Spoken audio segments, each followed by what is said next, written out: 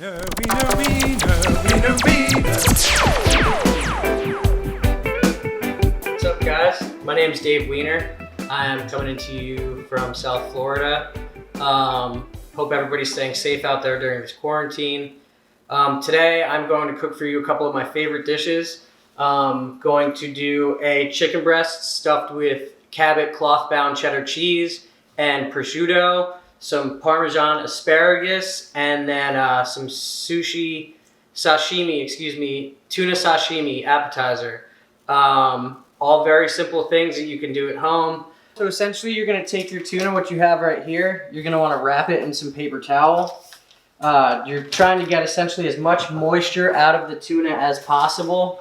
So that way when you're eating it, it's just a better texture overall. So you're gonna wrap it up in paper towel as such, place it on the plate, and then go ahead and put it in the fridge.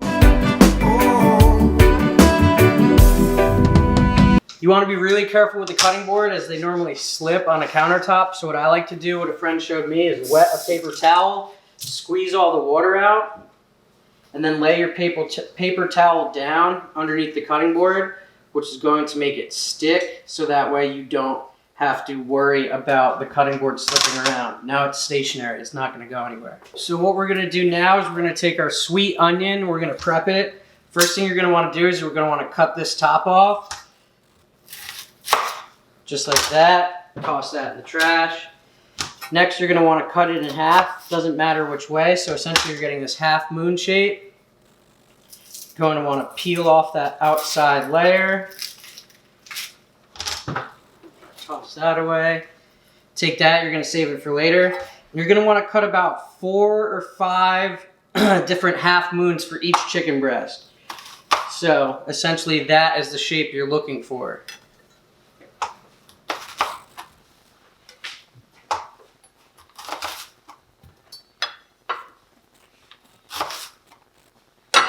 Up next, you're gonna take your garlic. We're gonna do the garlic in a pretty similar way. You're gonna want thin slices going horizontally across, so that way, like once I said before, with the onion, you're gonna wanna put those inside your chicken breast alongside the top. So probably about 10 slices all together. Crush the garlic a little bit, peel off that skin.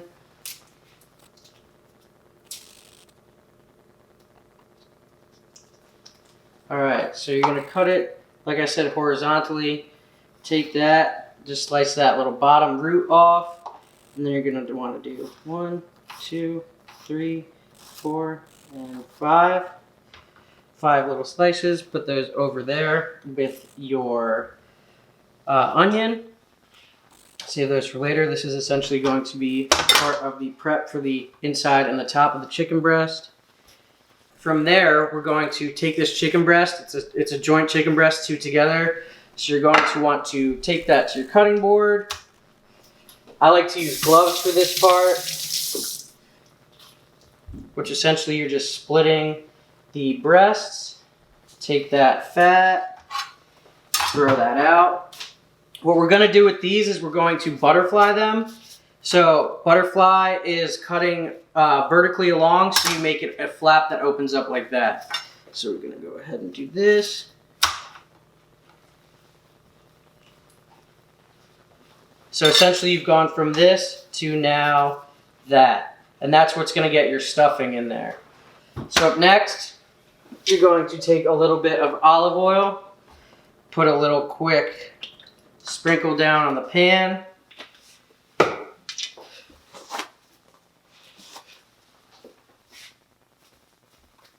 And you're going to want to lay your chicken breasts on there, flaps opened up, so you can get ready to stuff it. You can stuff it with whatever you want. I like to do the onion, garlic, cheese, and prosciutto.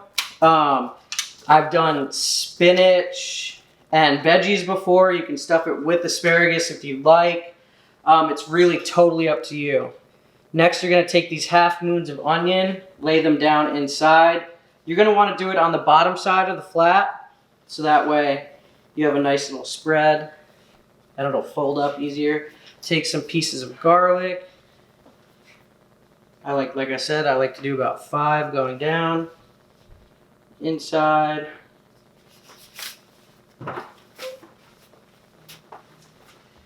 And we're going to make a balsamic honey mustard for the inside. So we're going to take some balsamic, pour it on in a mug. You can be liberal with it. I like a good amount.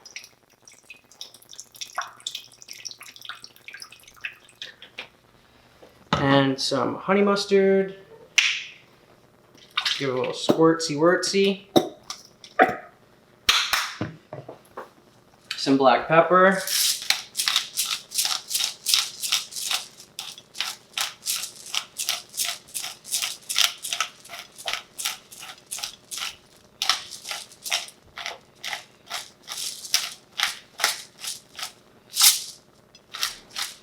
Be as liberal as you want with that. From there, some Himalayan salt. You can use whatever salt you want.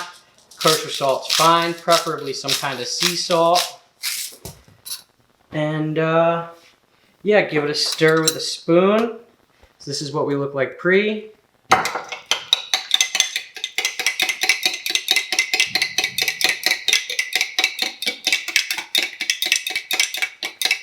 And this is what we look like post.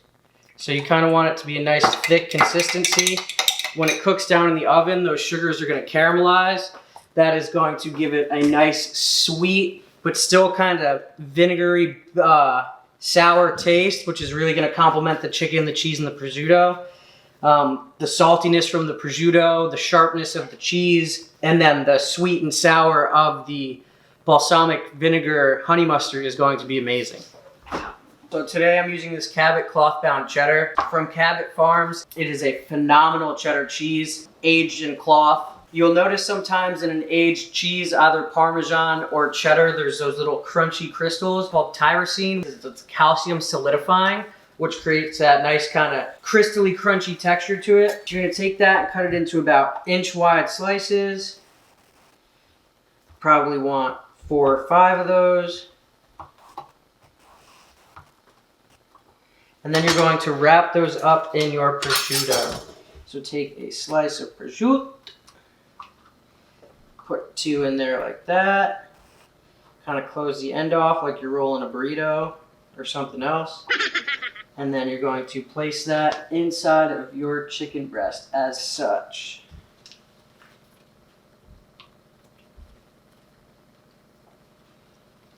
Some of you guys might be asking, Weiner, where did you learn to cook? Interesting story. When I was growing up, my mom always cooked dinner for us all, and I was a kid that really liked box mac and cheese, Annie's and Kraft. Once I got a little bit older and started living on my own, I got sick of eating just box mac and cheese and Chinese takeout. I'm a chicken fried rice and chicken and broccoli kind of guy. Scallion pancakes, oh, so good. But yeah, once I started kind of realizing that I had a kitchen to cook in, I started doing this all on my own, just messing around, coming up with different ingredients. You can use any kind of cheese inside you want, any kind of filling. This is just my favorite go-to. And yeah, everybody always says, how do you do it? And really anybody can cook. It just takes trial and error. Mess around with it. Have some fun. If you think 2 things are going to taste good together, they probably will. Just experiment. Our minds and our bodies and our senses really kind of guide us in the right direction when we're doing this thing. So from there, I'm going to put an extra piece of prosciutto inside the 2 of them. Do 1 on top there, 1 on top there. And you're going to take this balsamic honey mustard and drizzle it on top. You can be kind of liberal with it. The more the merrier.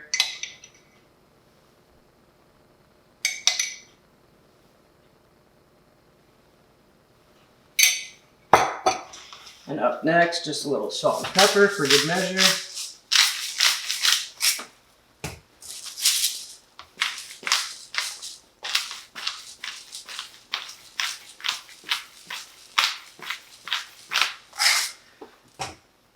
Cool, and then you are going to take those, close them up, and do the exact same thing for the top.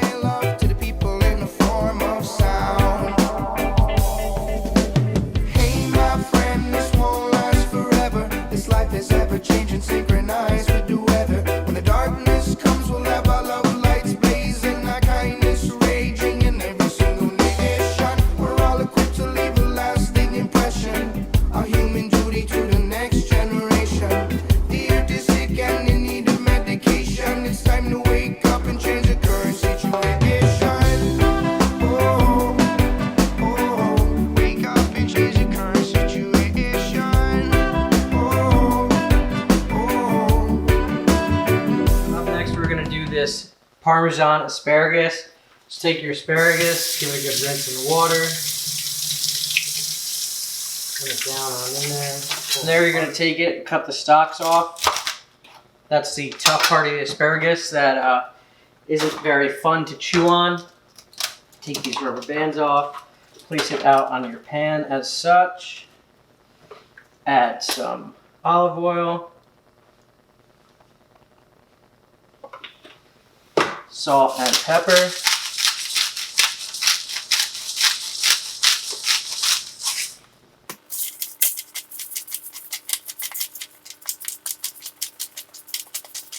And then you can be as liberal as you want with this parm.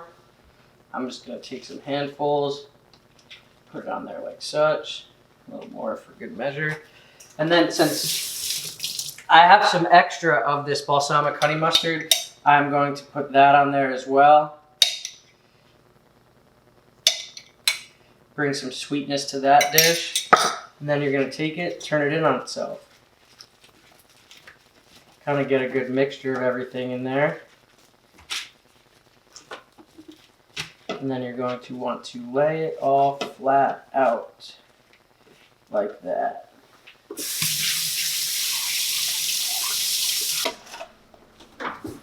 Get your asparagus in there. And then get your chicken right on top. And then close that sucker up. Set a timer for 30 minutes. Cool, and as far as rice pilaf goes, any rice, a lot of people say it's really hard to cook. The secret to a good rice is touching it as little as possible. Once you get the water boiling and you mix your rice and stuff in there, you're going to just want to give it a good stir to get those spices kind of mixed around really well. And then you're going to want to set it and forget it.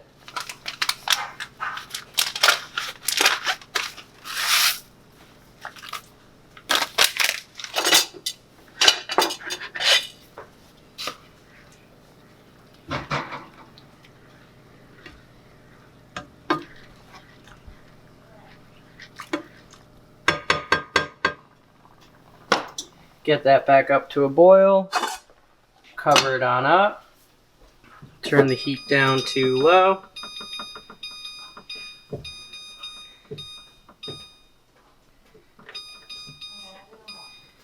And let that chill for 25 minutes. All right, so next up we're gonna do this tuna sashimi. Ingredients are all very simple. You're gonna want a fresh quality sushi grade tuna. I have yellowfin today that was captured here in Florida, fished here in Florida. Super simple ingredients. You're just gonna want some sesame oil, some soy sauce, lemon and lime. I have some sesame seeds here. I'm using a yuzu salt just because I have it, but you can use Himalayan salt or any kind of sea salt is really good. Essentially, you're trying to make something that's not going to overpower the fish, but complement its natural, delicious flavor. So once I've wrapped my tuna in the paper towel, I've let it chill in the fridge. I'm gonna pull it out, take it here and unwrap it. So you can see how this is super fresh, super delicious. We've got the belly section up here. This is more of the inner steak area. You can see how it's already starting to fall apart. That's how you know it's gonna literally just melt in your mouth. From there, we're gonna take this and trim it down a little bit so it's a little bit more easy to manage. I'm gonna slice it down the middle and I'm gonna cut this belly section off, which is either a good treat for a dog. That's why my dog loves hanging up on my feet when I'm in the kitchen. Or you can save it and fry it on up into a delicious little bite. Cool, so we're gonna slice this belly section off. That's just more of a tougher grade. It's not going to melt in your mouth as easy. We'll put that over there. From there, you're going to want to cut it horizontally, going parallel to the lines of fat. So now you can see we have two good sections right there. Put that one to the side. So now we're just gonna kind of cut this last little end of the sushi tuna off. Just kind of make it more rectangular and easy to work with. You're gonna wanna be slicing perpendicular to the fat lines. That way it'll fall apart a lot easier in your mouth. You can do any thickness you like. I like to do about 1/4 inch. And with sushi, you want to make as little amount of a stroke as possible. So that is what you're gonna look like. Just one solid motion, forward to get the blade in, and then back, making it just one quick cut.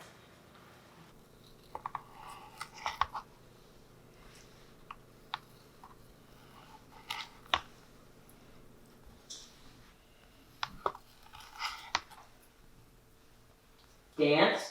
Good boy. Oh, look at that.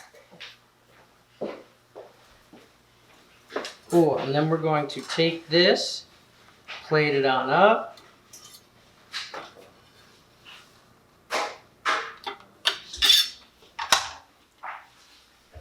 Next up, we're going to take our lemon and our lime. You're going to want to soften them on the counter as such. Kind of making sure to get all those juices flowing, just rolling it back and forth with the palm of your hand. Slice it down the middle. Do that with the lime. Limes are a little bit tougher. Usually, sometimes you feel like you're not getting a lot of juice out of the lime, so you want to soften it as much as you possibly can on that counter. Going to give it a quick little squeeze.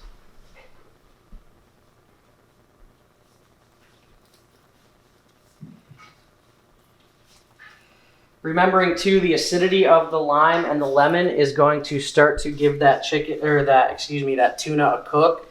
So once you lemon and lime it, you're going to want to start to get ready to eat it as soon as possible. From there, we're going to take some of the soy sauce. We're going to give it a nice little drizzle. I like soy sauce, so I'm generally a little liberal with it. Take some sesame oil, some of that toasted sesame.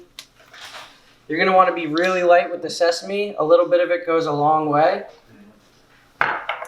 Take some of these sesame seeds.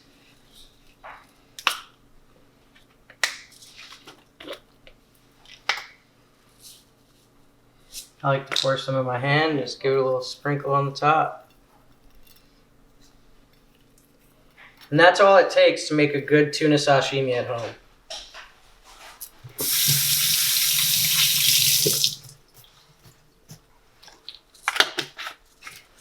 I do have some avocado here. I'm going to cut it long ways down the middle.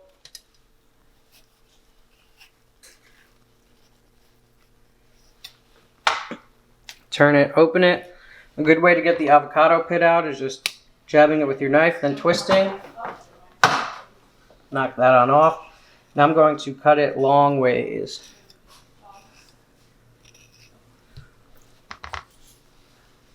Take this, go long ways, and then grab your spoon and scoop mine out.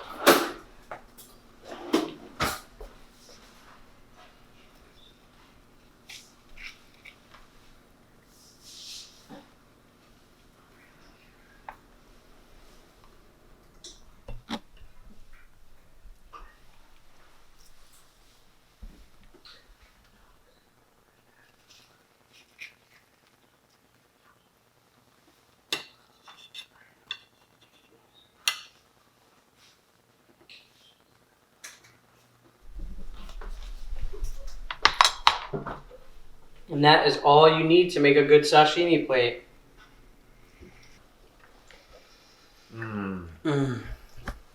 So good. Awina-san, you make a good sashimi.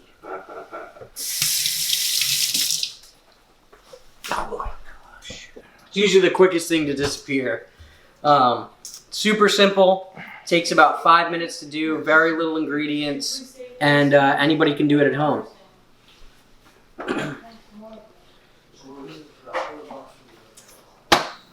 Alrighty, so our peel-off's done, and I'm going to give you a little preview of what it looks like. Look at that, perfectly cooked.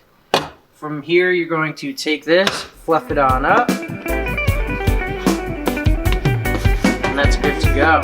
Open up my heart with a vision, thankful for the love we've been given, but if we keep it locked inside, darkness gonna fall upon both our eyes now, so gotta let it flow like the river. You're gonna take your cup, scoop some rice out, plop it on the plate, and there you have it, a nice little tube of rice. It's time to wake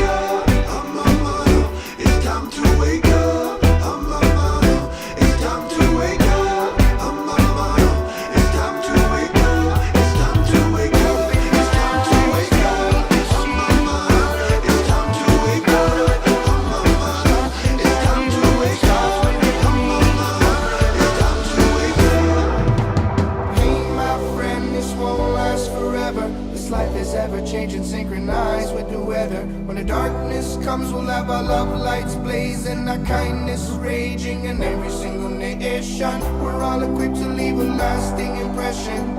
Our human duty to the... All right, guys, so thank you for tuning in. Prosciutto and cheese stuffed chicken breast, tuna sashimi. This is what we're left with.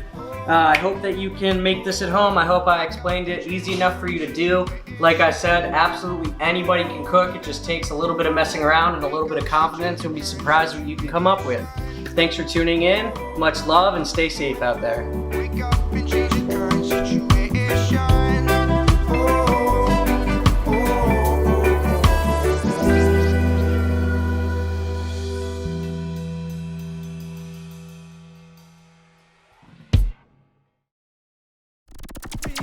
Wiener, wiener, wiener, wiener, wiener.